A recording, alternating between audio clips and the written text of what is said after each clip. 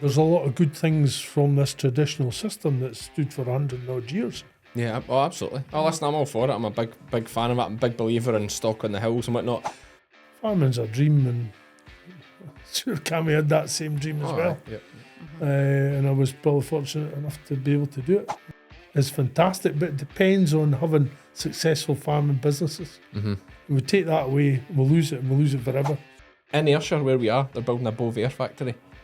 And so, like, it seems pretty set this is going to happen. Like, my son was in New Zealand, and he must have been telling people about Buckfast, so we went to New Zealand and went to take a bottle of Buckfast. I've been Cammy. I've been Iona. And we're all fed by farmers. Hello and welcome to the Fed by Farmers podcast with me, Cammy Wilson. And me, Iona Murray. We're back again. We're over the year. We've said that, obviously. Yep. We're over the year a while ago. We're like 14 months or something now. Mm-hmm. And we have almost done every Tuesday. We did miss one a couple of weeks ago, but we made up for it on the Friday. Yep. We've done every week, and this week is no exception. We're over 100 to me, that's episodes. mental, because I'm so useless at timelines and deadlines and being structured. To actually do it every week's mad. Over 100 episodes. Mm-hmm. It was 100 episodes just the other day, and we said nothing about it. I know. Why don't we celebrate ourselves? I'm too modest. Too modest. Stop it.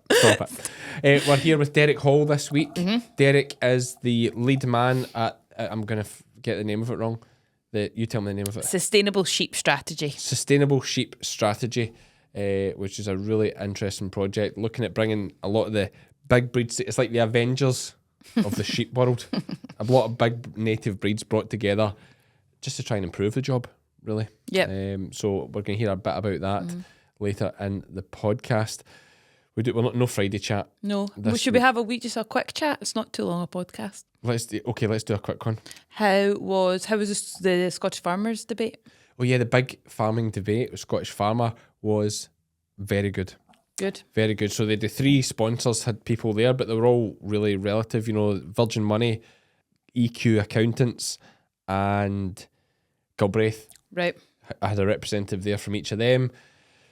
And of course, the inheritance tax was a big part of every big debate just now. So they talked a bit about that and their thoughts on it. And then we went on to the key speakers, which was Ken Fletcher, Janet McQuiston. Oh, who, yeah. Of course, Janet's been with us, Kitchen Coos News. You remember her and Neil. And Neil McGowan, of course, from Inchiach, Working Jeans, massive on-farm sale. Massive. They sell bulls and tups on the same day. Big clearance, big demand. So, really interesting. They all had good stories to go. Good. And Ken Fletcher hopefully is coming on. So we need to get Neil McGowan on, of course, too, but hopefully getting Ken Fletcher on soon. We have been speaking to him about getting tied in. Aye, just trying to. He's bloody always on holiday, right enough. Who should we thank before we get into this podcast? We should thank Crystalyx and Herdwatch. Herdwatch and Crystalyx are with us for the next year. Thanks to them for coming on board. Crystalyx, you all know, they're my longest standing partner in both the sheep game and Fed by Farmers now. Well, Fed by Farmers now too. Like personally. They're now the longest standing sponsor of both. Wow. Both channels. So thanks to Crystalyx for that. And of course, Herdwatch are the leading animal recording device app. We have bullet points here, but I never bother with bullet points too much. Livestock management app, that was the term I was looking for. Live, 20,000 users in UK and Ireland. And as we said, we're hoping by the end of this sponsorship, we get that to 40,000. So do check. If you want to try them out, free trial, there's a link in the show notes. I'm pointing down the way because if you're looking at me and there's text below me, they're down there somewhere on the YouTube, or if you're listening on the Apple Store or Shopify, the link will be in the show notes. Do click that. It's our own personal link by Fed by Farmers, so they'll see that this sponsorship's working. They might even do a second year. Who knows? If they're crazy enough, they might even do a second year. So thanks to them. You'll hear more about them later in the podcast. Will we do this and then we can debrief our week at the end? Let's go for it. Right, here we go. Here's Derek.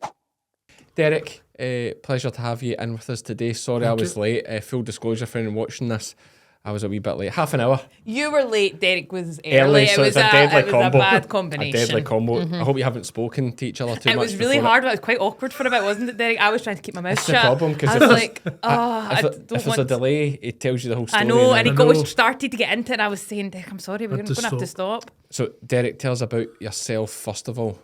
Who are you? So, yeah, Derek Hall. I'm chairman of the Sheep Stratification Group, a farm near Pennycook. We have 1,000 ewes, 500 mules, 450 blackies, 70 blueface Leicesters and 10 Suffolks. Okay. I've always been passionate about sheep farming. Up till 8 years ago, I had a full-time job. I worked for the Royal Bank of Scotland, so did a bit of farming and a bit of banking at the same time, and then decided now's the time to go into full-time farming. Is that just when the price of everything was going up and you seen the money in it? Thought, why bother having another job? Is that how it went? No, I speak to my wife. I know that was the case. But now we like honesty in this podcast. So what did you do at the bank? Latterly, I was director for business banking, so I had 15 bank managers below me. Okay. But that's not farming related. That's Yeah, just I had 7 farming bank managers. okay. So there was a bit of that. Yeah, and I suppose that possibly led me into this as well, because some systems are looking to change, and there's lots of good talk about that change, about how good things are when you change to other types of systems.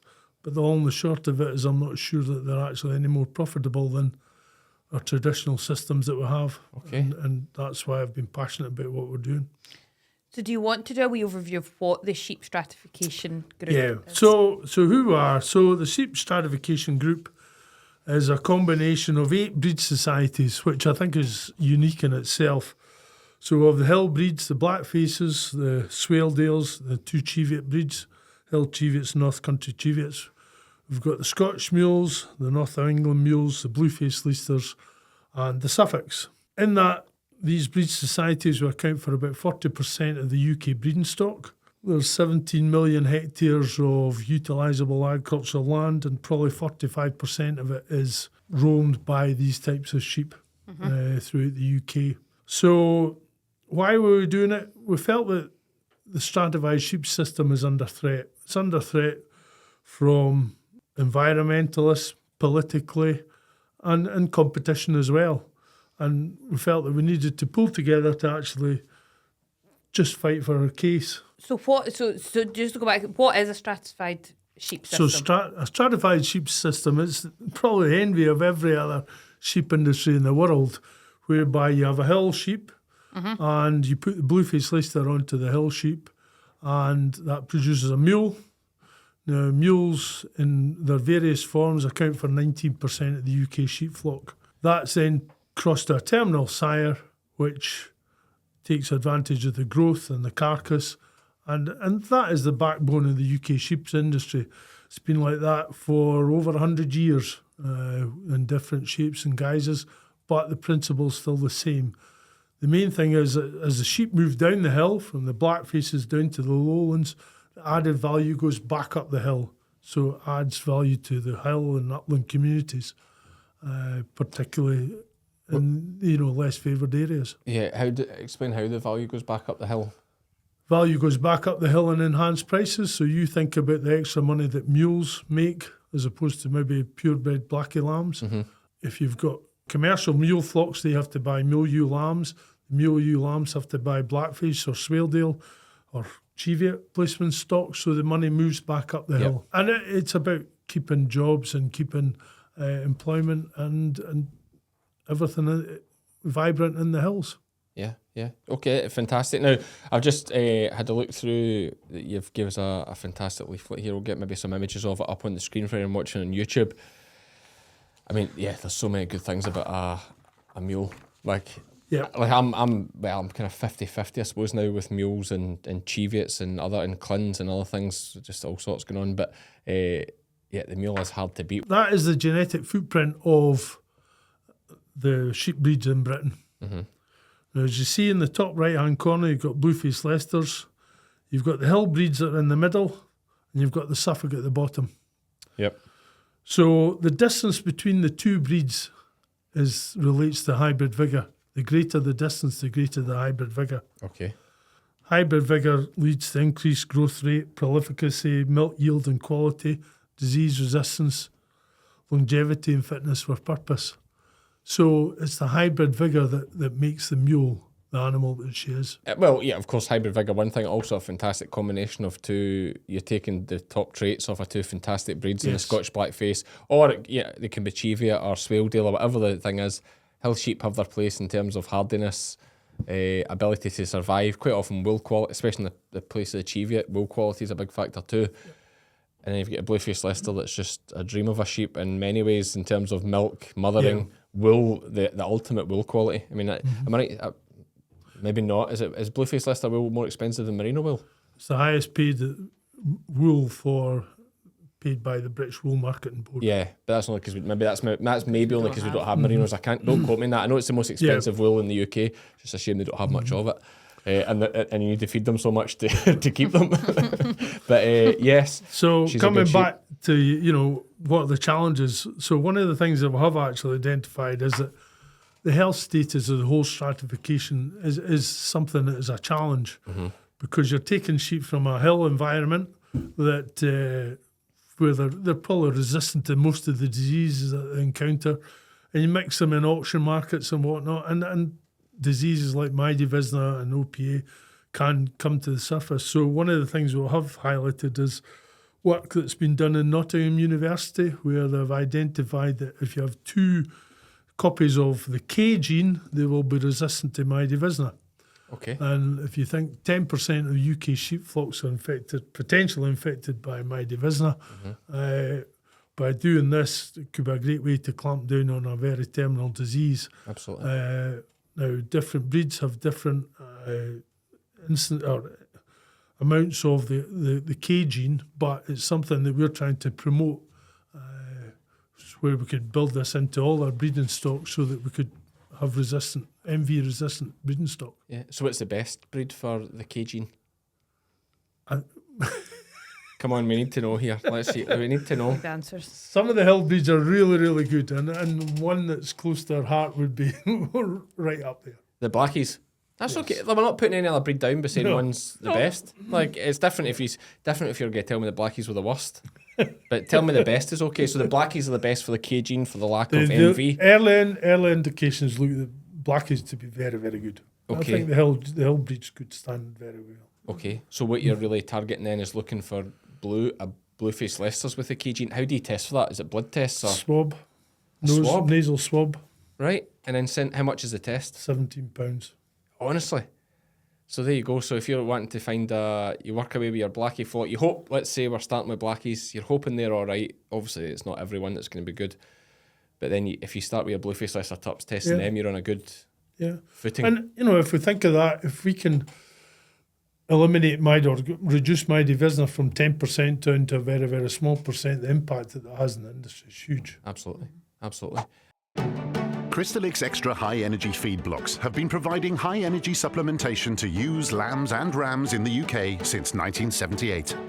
Packed full of protein, vitamins, minerals and trace elements, Crystalyx Extra High Energy has been proven to increase live lamb numbers and improve lamb daily live weight gain at a cost of only 4 to 7 pence per ewe per day. To view the full Crystalyx range and find your nearest stockist, visit crystalyx-global.com.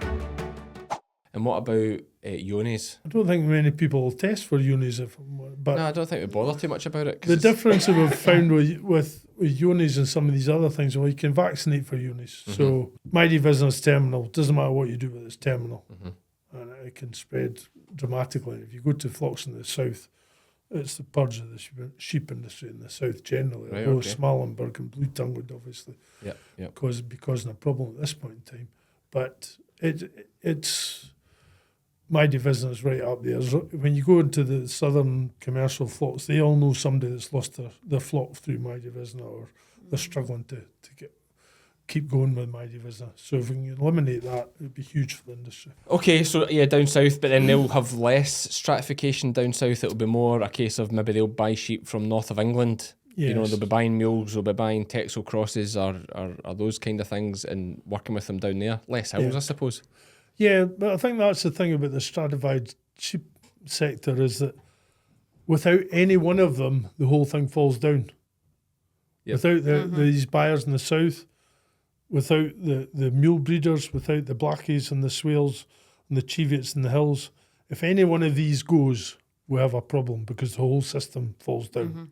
And that's what we're trying to do, is to promote the system. And what about OPA? I say it mentions OPA in here. What is what you try to do to work on that? Well, I think the MV testing work could generate a large database of genetic material, which we don't have at present.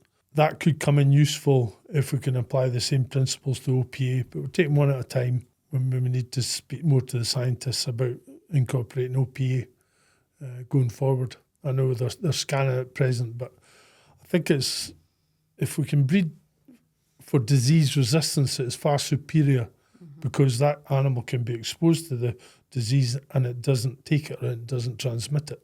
Oh, absolutely. And that's a key step forward, I would say. I mean, OPA, it's one big issue. I mean, I'm not say 100% on here, but I'm probably phasing out the Scottish mules at the moment, just because we're riddled with OPA.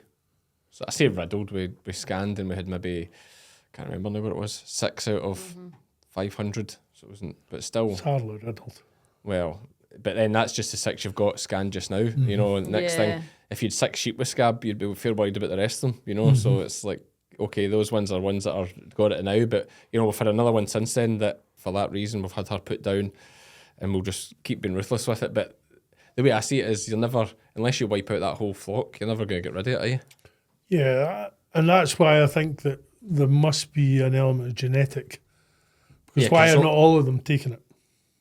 There must be a genetic influence in there that we need to explore. Potentially. Yeah, that's true. When it is so contagious, why don't they all get it? Well, you could make the argument of, you know, maybe they haven't came in contact. If there's only 6 out of 600, it might just be they've not came in contact with. Or how many more are infected but haven't got advanced symptoms yet?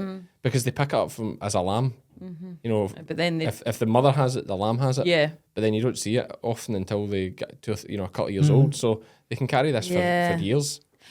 And how early testing? Like, Well, apparently you can only scan after 18 months or 18 months I think it is before you can scan them. I mean, you can scan earlier, but... but I'm with you. So then after that 18 months, if you've then scanned 6 positive, that won't show... Well, that's only everything over 18 months old, so all the ones that are coming through off the mothers. Yeah. It doesn't apply to me because all my lambs are slaughtered, but if you say in a pure flock of hill sheep, well then It's just gonna keep it's getting almost a passed waste on. of time scan. It's not a waste of time, but Unless you're slowing the thing, but you can't scan them under 18 months old. So if you're keeping your own replacements and your flock is OPA, it's just going to keep going. you bat it forever. Yeah. Because you'll lamb them gimmers. Yeah. You know, you'll lamb them gimmers before you scan them. Yeah. And then you scan a year later, and then that. Oh, jeez, like the fourth road bridge. Where was her lamb? Oh. I never. It's like, where was her lamb? Oh, she's 2-year-old now. She's got OPA. What one was her lamb again? You know, and then it's another, and that's that is the problem, that people that breed pure stock and have great families and generations of history and breeding. Yeah. That is the problem OPA faces. For me, it's a doddle. I can just get rid of the whole lot. Yep. Because there's no breeding in there. It's just mules with terminal lambs. Yep. But the problem for blackie guys and other breeds is they've got families and lines, and you can't just wipe them out and start again. No. It just I doesn't happen. think it's a problem across the Whereas whole genetics industry. would solve it. I think the genetics got a huge part to play. Absolutely. Absolutely. And so we'd like to think that part of this project is about gathering data on a variety of things. The other thing we want to gather data on is the environmental impact that sheep have. Now, there's piles of environmentalists that are looking to take sheep off the hills, but there's work coming through from Dartmoor that's saying that, you know, where you take sheep off the hills, the population of ground nesting birds just drops off a cliff because sheep are part of a balanced ecology in these hills. Yep. And so we need to try and prove that case, and this is what this type of work is about. We need to gather data. We need to gather data on performance.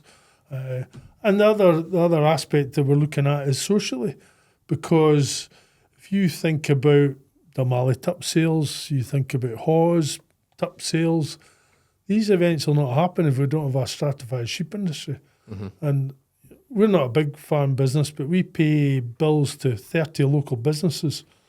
Now, if you rewild our farm or plant it with trees, how many businesses will benefit from our custom? And so it's just a way of saying, you know what, I think we need to just put a foot in the ball here and say, we're doing quite well here. There's a lot of good things from this traditional system that stood for 100 and odd years. Yeah, oh, absolutely. Oh, listen, I'm all for it. I'm a big fan of it. I'm a big believer in stock on the hills and whatnot. I mean, one issue is not just these people buying them to rewild them, which, as we had Martin Kennedy in here, former NFUS president, I'm sure you know him well, and he made the great point that they rewild these places and nothing lives there apart from the odd deer, because the vegetation, everything gets out of control. Yep. The birds don't want to nest there because they can't see predators and they don't feel safe. As you say, sheep keep it grazed and at a nice level that they can nest and feel safe and blah, blah, blah, all this stuff. But these hippies or whatever they are think that this is the way forward and it wins them green credits and they can stick it on a billboard and say, we've rewilded, whatever that means, 10,000 hectares in the Scottish Highlands. And it's an absolute nonsense. Disaster. But one issue I think, a lot of these places the sheep won't go back in the hills because, one, there's a big issue getting sheep hefted back onto hills after you take them off, but also who's going to shepherd them? Labour's is a problem. Yeah. But how far will it go if we don't make an attempt to stop it? Yeah. Oh, I agree. Yeah. I agree. Yeah. I agree, but even for people that want to keep it going, finding labour, gone are the days where a man and wife would stay up a shepherd's hut on the hill, a shepherd's house on the hill, and run the hill with no Wi-Fi or you can get great. Wi-Fi anywhere God, these days. imagine. I would love that. Oh, you could great. probably, I feel that's the life I want. you could probably sell that life for £1,000 a week for Airbnb, but it's doing it all the time. Those days are like gone, really. But you see that one of the issues for hill sheep at the moment is that if you look at the way that the carbon footprint is expressed, it's expressed as kilograms of CO2 per kilogram of meat produced. So a black-faced lamb or a Swaledale lamb running in the hill, if it's running 4 acres and you've got a 25 kilo lamb maybe at weaning time, Is that a blackhead or Swaledale? both, then that animal is not polluting the environment. If you think of that rectangle that animal is living in, Absolutely, yeah. and so this is another. We need to try and address that because we feel that the hill sheep will be the most carbon friendly animals we have Absolutely. if it's expressed properly. And then as you come down into lowland where they've got different challenges. The amount of sequestration that's happening in the grass and the clover swards, there's a lot of CO2 getting absorbed. But just now, that type of argument is not being proliferated at all. I like it as well because I feel like so many of us complain and say these things shouldn't be happening, about the bad reputation we get for not being sustainable, but we're not doing anything about it. So it's good. But part of the reason we're not doing anything about it is because we don't need to, because it's a nonsense. What do you mean? Well, But it's not a nonsense because people are still buying the land and rewilding it. So the message obviously isn't out there enough. But they're not doing that to stop farming. They're doing that for their own PR and for their own virtue signalling like that. But it also looks... It's not based on evidence. No, I know, but it also looks good on them because farming does have a bad rep generally for Only with sustainability. the woke mob, really. I think the working man in the street doesn't think bad of farming. I think and Do we do a Fed by Farmers on the street? Ask these questions. well, it depends where you go. I think Scotland in general is very pro-farming. I mean, Scotland's a beautiful country because of farmers and because of the landscape too, but a lot of that is farmers. Yeah. Absolutely. The landscape looks how it is because we farmed it. You go to these bits where they've planted forestry up by Argyll and all that. It looks It's a moonscape. Aye. It's like, and even worse when they take the bloody trees down, where it's like, it's horrible. But yeah, no, I think part of the reason farmers haven't done much of it is because anyone working with sheep are generally farming, they know they're not doing anything wrong with the environment, so they're just like, We'll let them. what Let them say nonsense. it. And it has, a little bit of it has blown by at the moment. Yeah. We're not out talk, but I think they've realised actually they're talking nonsense. But then I think we can then turn it into an advantage Yes, we should now. Now's our chance to pounce. Absolutely. Yep. and move it forward. Because now they don't have any evidence to argue back with us for a lot of things. Like there's all these things about you'll had it probably a carbon audit on your farm and all this stuff, and they're going to be doing X, Y, and Z, and that you have to be more carbon positive. Never heard any more about that. And my thinking with that is, now I could be wrong, and if you know the facts on this, come back at me. But I think they've got the data together and went, holy shit, farmers are pretty green, Guys. Yeah. Cammy Wilson's running 1,000 sheep on 1,000 acres. Yeah. He's actually saving the world. Yes. Do you know what I mean? Get this man a cape. Do you know? Yeah. Why have we never heard any more about that? Because the folk in government, whatever, believed all this nonsense that we're getting spouted by big money, Yep. like push against farming. And we're still seeing it. Going on a rant about inheritance tax and all this now, but Yeah. honestly, like, farmers are such a target for big money at the moment. It's terrifying. Well, I suppose that's because farmers are a group of small businesses that work as individuals, Yep. and it comes back to the group that we have, pulling the 8 breed societies together Absolutely. is giving us a lot more clout and actually a lot more thinking power and whatnot, because we've all pulled together, we sit in the same room, and actually we have the same challenges despite the Yeah. different breeds, but we're able to then say, you know what, we're not going to stand for that, let's try and do something about it. No, absolutely. Well, yeah. things like MV and OPA, it doesn't really discriminate between breeds. Like, it's No. okay, if they have that gene, there's a bit of difference, but breed to breed, there's no difference. I take it you've obviously got the 8 breeds listed here. Are you open to other breeds if they're listening to this and want to come on, or are you keeping it quite tight, or how does it work? One of the things that we've felt is that we need to keep this native, Okay.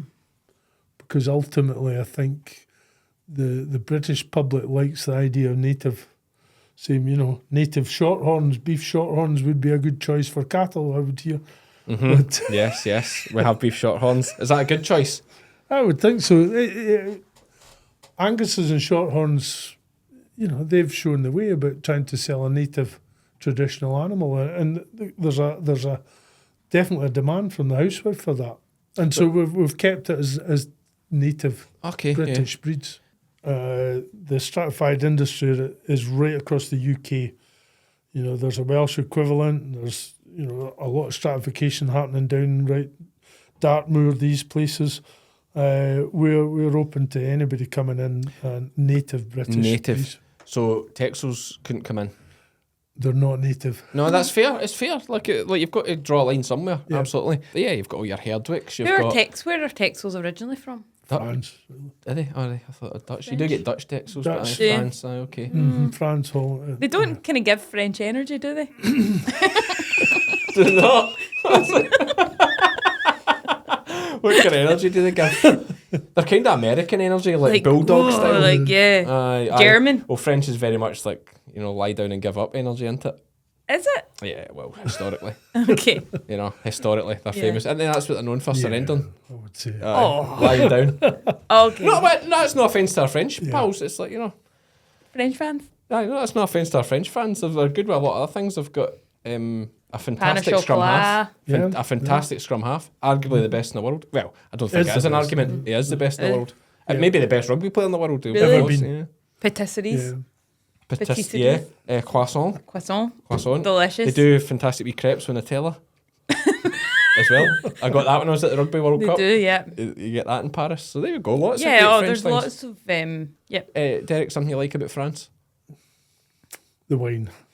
Good wine. Nice Yes, wine. known for that as well. There Do we you go. like wine? No. Do you not? None? Well, Buckfast. yeah. Do you know? I had a notion the other day. I thought, I've not had one for years. I thought I could have a wee dram just to. Did you? I seen it in the No shop. wonder £10. We ever a Buckfast man? No, before your time, really. My son was in New Zealand and he must have been telling people about Buckfast, so we went to New Zealand and went to take a bottle of Buckfast. He wasn't shearing, was he? What was he doing? He was playing rugby. Oh, was he? There we go. Oh, I bet he would love it over there, man. Like, that is a great story. Yeah. Imagine that going through cuts. Do you know what? I took one to Spain one time, years and years ago, and I went with the boys. I took a bottle because I just thought you wouldn't get it there, and I thought this would be good crack when they Yeah. land on the bus. Yeah. And it dawned on me halfway through. I was like, I just wrapped that in a few pairs of t-shirts and that. I was like, what if that smashes my case? my whole fortnight's ruined. Like, there's red wine all over everything. But anyway. So yes, that's Buckfast. Coming back to your breeds, and I suppose it could be a wee bit controversial, but we've hung our hat on the Suffolk because of the growth rate and bringing it back to emissions. If you look at the cattle world, all the evidence says that the shorter the days to slaughter for that type of animal, then the less the emissions. Mm-hmm. So we feel that Suffolk being native, it grows fast. That's another way of counteracting the carbon footprint argument. And why aren't we putting hormones in our cattle? Don't need to. Okay. So why are we going to feed them Bovaer? I suppose, well, we're led to believe that could reduce their emissions. But Well, I think it's the actual fact it will reduce their emissions, but like, you know, why is Bovaer okay, but putting hormones in it isn't? Yeah, it's a fair argument. You know, like hormones gives you a forever benefit because you can, whereas Bovaer only gives you a benefit for 12 years and then it stops. But you keep these, if you put your beef cattle on the hormones that the Americans use, everything's finishing faster, everything's cheaper. It brings the price of beef down a bit for the consumer. And as far as I'm led to believe, unless, please do come on if you know of evidence, there doesn't seem to be any evidence to say it's bad for the consumer, the human. So I wonder why, is it just ethics? Must be, yeah. Yeah. I asked that question a lot in this podcast because I'd love a straight answer about it. I know, and I know that's not a straight answer. I don't know, I just don't like it. Well, listen, they're building a factory in Dalriada now for this Bovaer. In Ayrshire, where we are, they're building a Bovaer factory. And so, like, it seems pretty set this is going to happen. Like, because see these big money rich guys that invest in things, see once they put money into it, they know it's going to happen. They've invested in the Labour Party or whatever, wherever they need to put the money to make sure this goes through. They wouldn't be building it if it wasn't. No. So as much as we kick up fuss on social media and all that, it's like, yeah, you're right. We've paid for this. We're getting it. Derek, I would like to hear about about your background, because we did have some time to chat beforehand, and you're not from farming at all. No, my father and I started at a farm, really. Dad was passionate about blackface sheep when he was a young man, and he always bred blackface sheep, and that followed on. So what, did he buy a farm? No, he had sort of rented bits of grass and whatnot. Right. Did a sort of cameo Aye, brilliant. years and years ago, and started it up, and we built it up, and then we got a chance when I was just coming about 50 to take on another tenanted farm, which pushed the numbers up to 1,000. But at that time I was working with the Royal Bank as well, so it was quite stressful doing 1,000 ewes and full-time job. So you have two tenanted bits, is that how it's yeah, set it's up? effectively, it's about 450 acres that we farm. Yeah, it's tremendous. And one's a secure tenancy and one's now in a No, MLDT? they're all 15-year tenancies. Right, okay, aye, so... And yes. I do feel that, you know, if landlords, there are good opportunities for young people in farming these days, because contract farming, and, you know, as you said earlier, who wants to farm sheep? And if you've got the right passion and the right ability, great opportunities now. Yeah. And you mentioned your son there. Do you have any other children? I've got 2 sons, And are they interested in they help on the farm, but they're not as daft as me. What ages are they?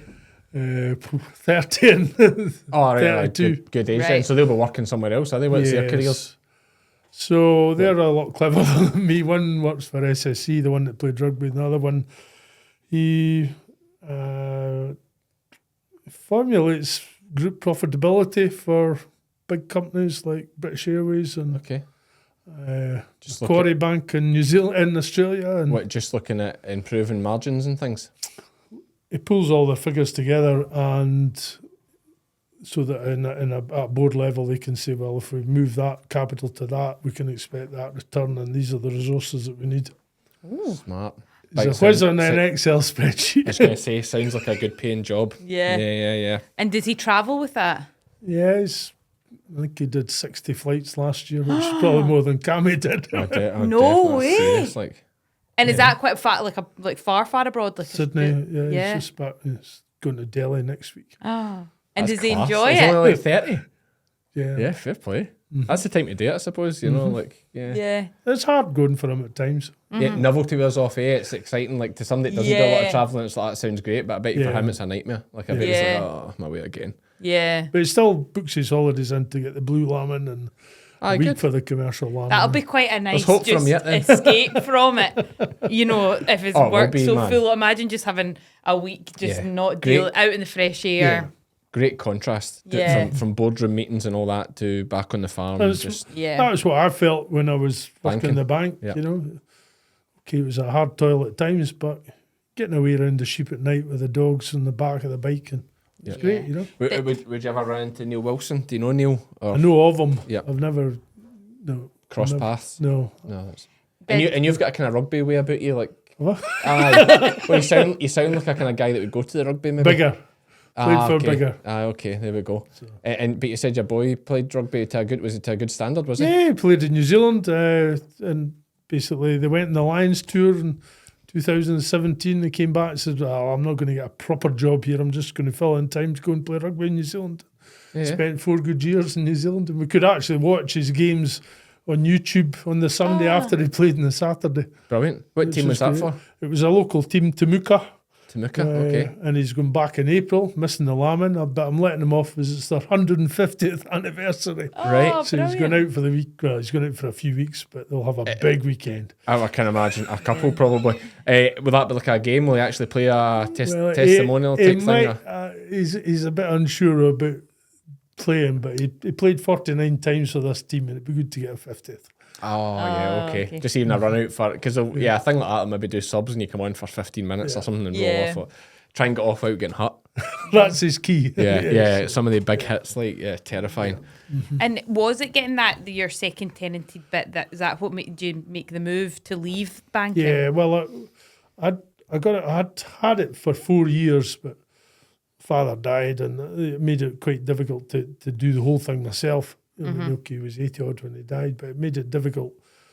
Just the wee jobs, run, get Absolutely. that fixed. Keep an eye on things.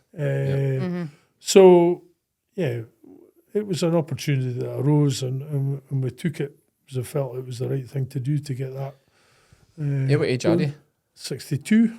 All right, so maybe I'd imagine the banking, then you get that stage you've been for a few years, they'd be able to say to you, like, right, there you go, see you at the door. Are they not always cutting costs, banks? Yeah, they are. They're not always desperate to pay folk off and give you I redundancy. walked in one day and said, "That's me, I'm finished." So Did you? Aye, brilliant. didn't say that. Aye, that's good. No, it's all right. There's nothing wrong with taking a redundancy if it's an option. Like, No, lots it of people wasn't. do it I in just banking. said, "Bang, that's it, I'm finished." Just That- like that's- that? Did you work a notice? Well, Oh, you have to, I 3 suppose. aye. months, but Yeah. Annual leave to use up and all the other stuff you have to do. Aye, focus was different. absolutely. Aye, it's some feeling, eh? I remember I did it in the police. Some feeling. Oh, jeez. Yeah. Then you think, why do you not do it sooner? Like, that's what I thought. It's like, oh, should have done it sooner. Great, just being your own boss. So is it just you and the farm then? There must be you must have a staff member or something, do you? Contract No. shepherds, MD? Just No, it's just me. and the boys when they come. Boys, when we come, Yeah. we'll lamb everything inside. We'll have a night lammer, first class night lammer, and get vet students in. And you don't worry with your tenancies about the inheritance tax thing. Is it private land owners or is it big estates? No, Or? it's private landowners. Okay, so could be an issue for them. Could be an issue for them, yeah. And see, did you ever look back once you left the bank? Or were you totally sold in your decision? I suppose a bit of both, but I would never regret it.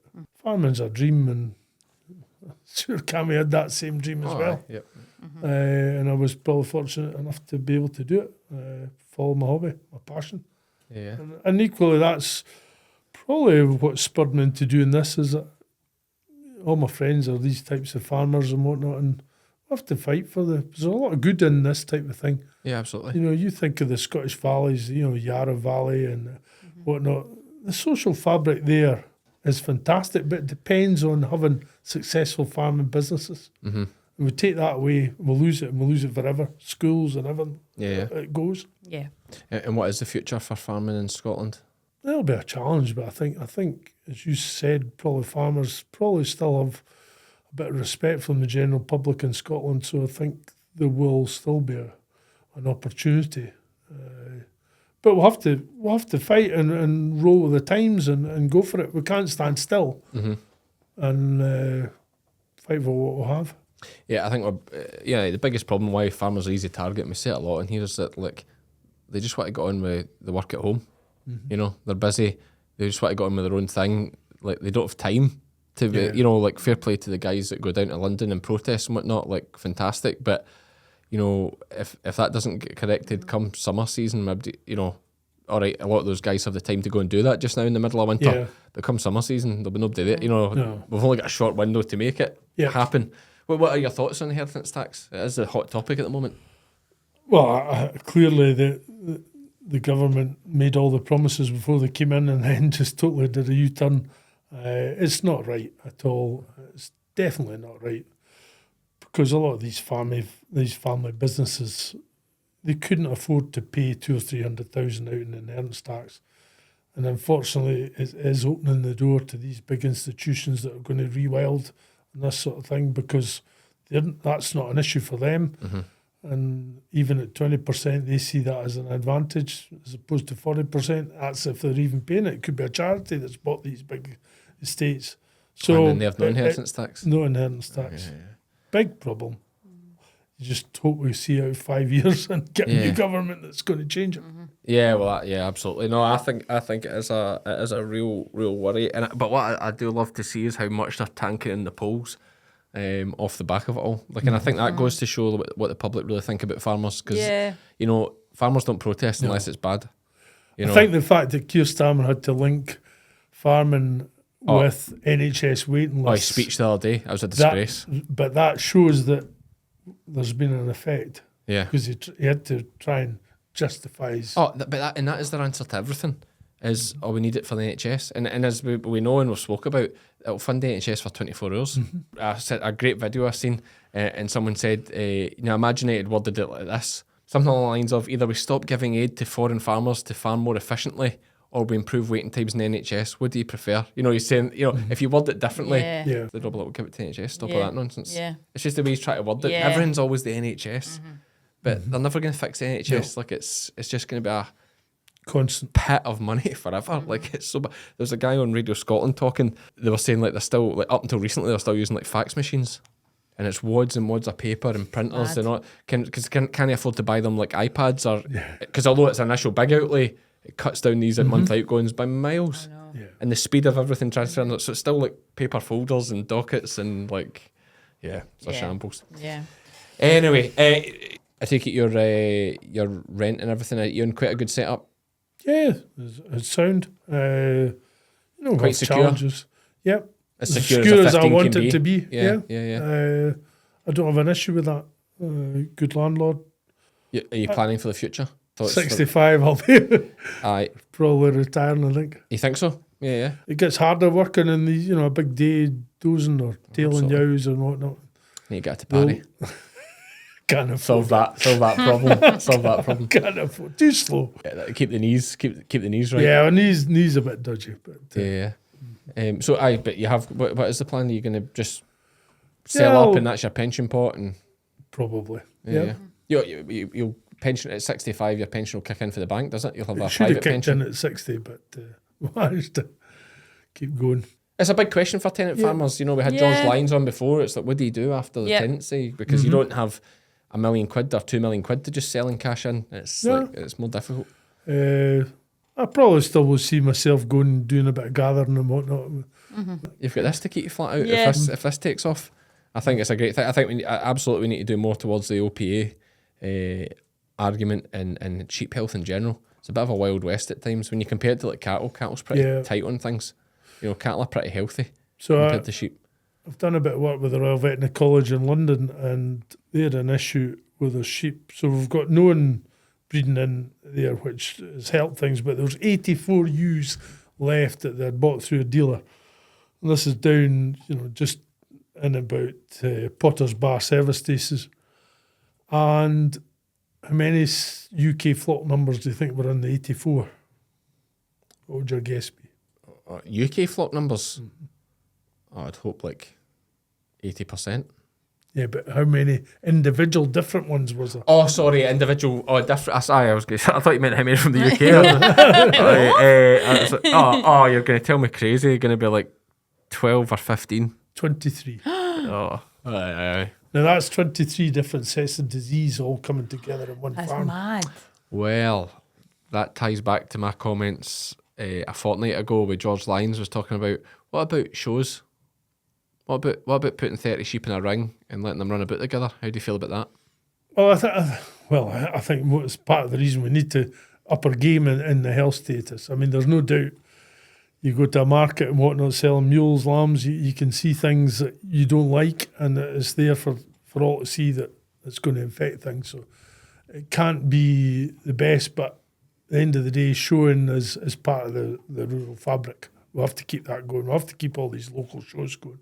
Absolutely. I'm just playing devil's advocate a wee bit and just adding a bit of controversy because I think it's a fair point, but you can still keep the show going, just don't let go of your sheep. No. You have to see how they're walking. Okay. But you could lead them round on a. And What do you do? How do You're you not see? going to get blackies on How it. do you see cattle walking? I know. Yeah, but it's They're a different different to house beast. sheep. Well, it's still a four-legged ruminant, isn't it? You're not going to have a blackie walking about in a head colour. Well, you say that? I saw it in America. It's like, But was it a blackie? well, it's a American blackie. I mean, they're black. They've got good AI embryos and that over there, so there's some good black. But yeah, but it's. I mean, it could come. You could throw the argument at you: what's more important, tradition or high health? I'm not convinced there's a huge amount of transmission at that point, really. I think a lot of the What where they're in makes you think that? tight enclosed spaces like a lorry, these sort of things, where they're, for a long period of time, that's where the transmission will happen. You know, foot problems and all these sort of things. More. Well, an I'm issue. thinking more like OPA. Once again, you know, it's where you're in a tight enclosed space for a period of time, you're more likely to get it. But then how does it spread through a flock that are not often in that are on the enclosed hill? places? Yeah. Well, I think once again, it comes back to there must be a genetic input into that. I mean, I absolutely agree. Like, let's look at genetics to improve it. I think that's a great goal, and I think they should be throwing money at it. I honestly think the Breed Society should be throwing money at it to make that happen. But yeah, I'm just making the point. Like, and I can tell Well, how- these sheep come I in. don't think you have an easy answer to No, it. So there's not an easy answer. It makes me think there must be something in it. You know, like. I mean, they're in clipping and dipping and whatnot. They're in tight spaces. But that's one Jumping flock. toes.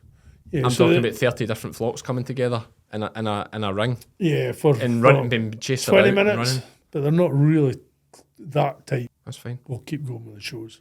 Oh, hey, I don't want the Yeah, show yeah, stopping. yeah. And I know, Keep and I going, know I'm man. upsetting folk even talking about it. But, you know, You're someone not put it in saying my about head. stopping the shows. You're Oh, just no, I saying just maybe say other ways to other do ways it. to show Yeah. your sheep. Never Learn. be the same again. Oh, I agree with that. But then, God, how many things in life have never been the same again? You know, isn't it? True that. It's just, anyway, I've said enough. God, I'll be getting bummed at the state. Folk will be like, used to like that Fed by Farmers. It was great. Cammy's cancelled They went shows. from having John Murray on and like the all pro, Yeah, 500 years of house sheep. breeding. Yeah, that's it. And all Yeah, that. that's To it. Cammy's wanting to cancel it. I don't want to stop the shows. That's No, an I important don't. point. I'm just putting it out there that there may be other ways to do it that avoid you taking home something you don't want to take home. There we go. I've said it. Right, Derek, what we have to do is a quiz now. Is Ethy, what else you want to add about the Sheep Stratification Group? So we've said that you're open to other breeds. Yep. They'll need to put a wee bit of money in to catch up with the rest of the guys that have got the head start on them. Native breeds only. Yes.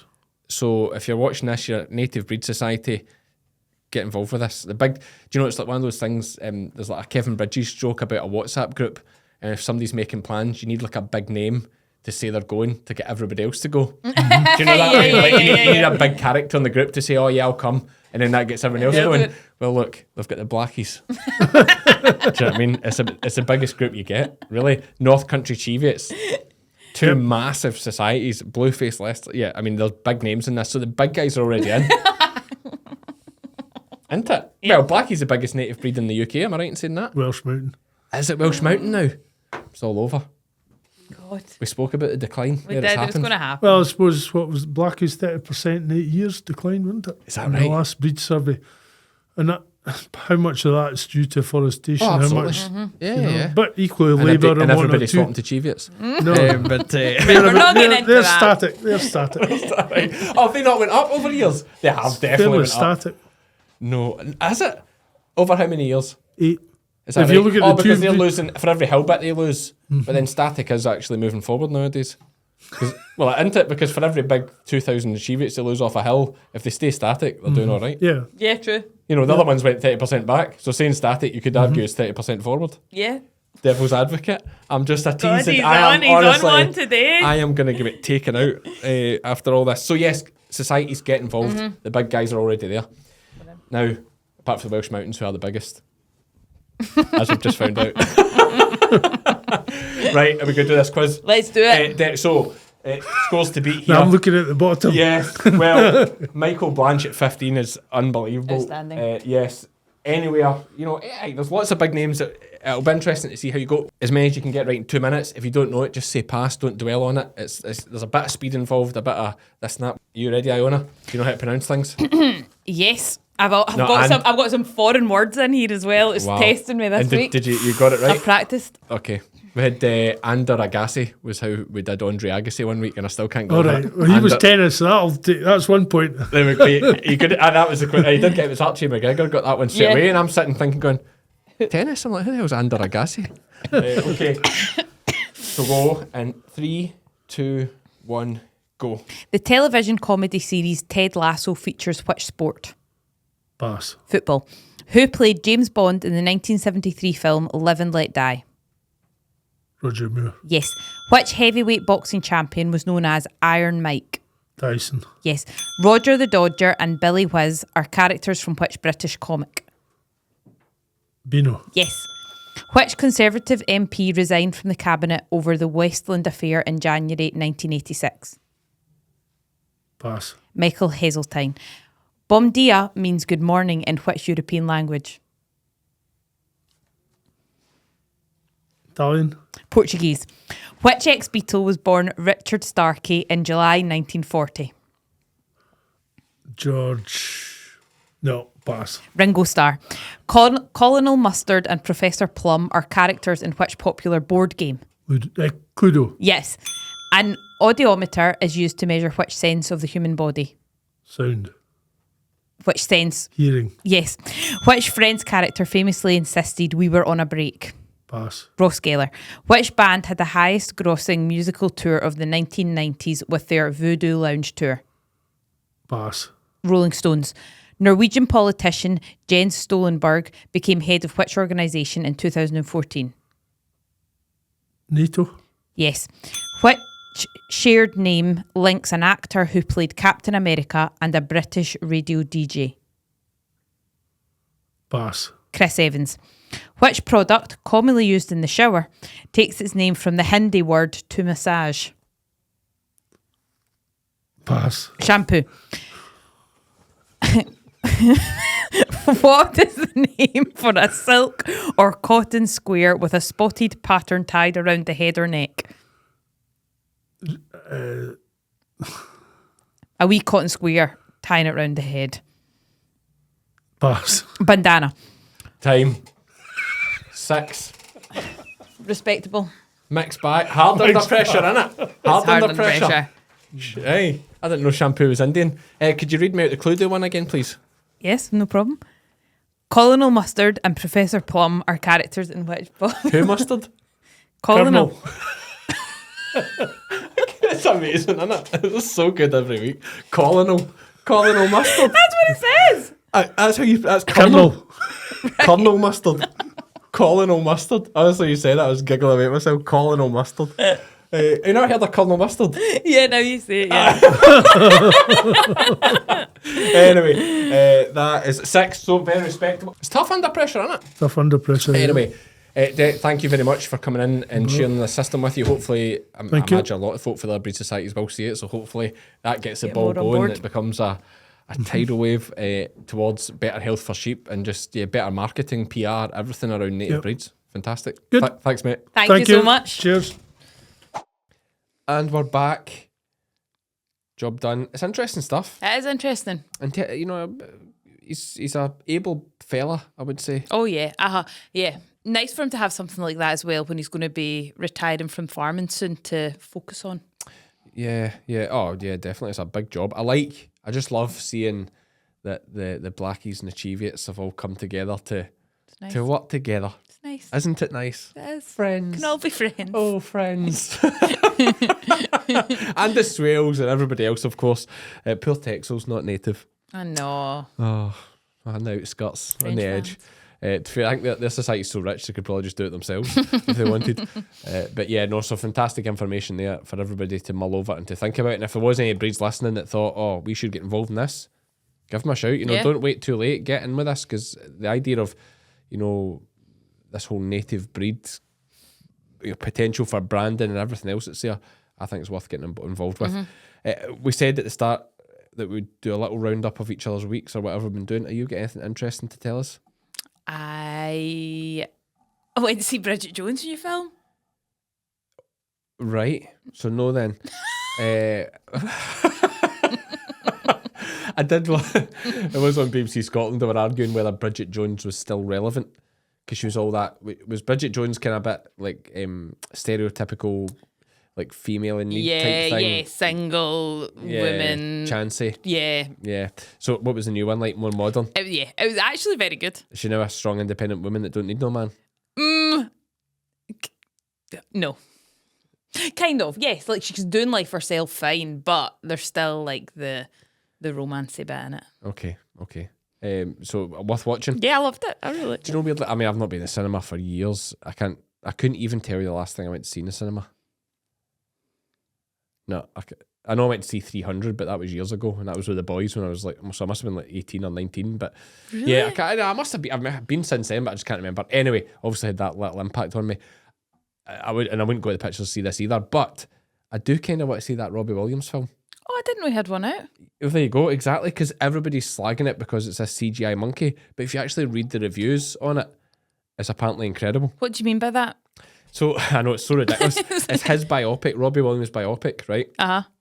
But instead of Robbie Williams being in it, it's a CGI monkey. Ape or gorilla. Monkey or ape, I think you call it ape. Right? Which sounds, it's as ridiculous as it sounds. It's obviously very good CGI, but that's why I think a lot of people have shunned it and are not interested in it. But apparently, if you actually go and see it, it'll have you in tears. It's like incredible. So see when you're saying CGI, is that what do you mean Like by Planet that? of the Apes, like fake. But he's... Well, it looks like a real monkey. Looks like a Because real it's monkey. such good CGI, but it's And living Robbie Williams' obviously not life. a monkey. Like... It's an ape, I think, actually. Aye. Yeah, well, it is Robbie Williams. Robbie Williams is the ape. And does it look like Robbie Williams? No, it looks like an ape. Which is weird if it looked like it'd be even weirder. It's weird anyway, but it'd be even weirder because then you'd be like, why not just make it Robbie Williams? And are everyday apes or just Robbie Williams? Right. All real actors and just Robbie Williams. Interesting. Okay. Yeah, they've obviously tried to do something different, but I mean, I think one thing to bear in mind with people that are saying no, but rubbish and that. Now, I'm not particularly into musicals or that, but I do like the director of this is the same person that did the really good one with Hugh Jackman. Greatest Showman. And I do like, you know, that is a great musical. Is. So I absolutely, yeah, that is a really good film. So it's the same guy that did that. So you've got to give it a bit of credit that it could be good. Bit back in. Yeah, no, I'm open to it. Yeah, so no, I don't know why that popped. Do you know Robbie Williams? I really like Robbie Williams. Do you? And do you know why? Because when I was younger, he was just so big. He was on the radio all the time, so all his songs just remind me of the glory days. When you're young. Yeah, just like those teenage years of carefree. When everything was amazing. Yeah. So like whenever I hear Rob Williams songs, I think of that. Yeah. So there we go. And he's not been too crazy. Like he's not.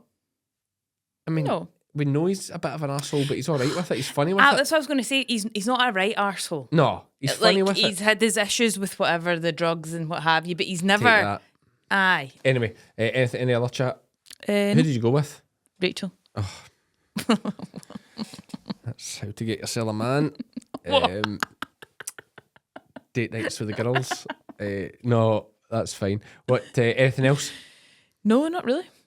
Trying to think. Oh, I had Dunlams to sale with Dad. Well, that's fine. I have done. What have I done? I've probably done loads of things. Lambing has started. That is all I have to report. Really, nothing else exciting's happened in my week. Okay. That I remember, unless you can remember something exciting that happened. In your week? Yeah. Filmed a bit with landlord. Oh, Tractor Ted.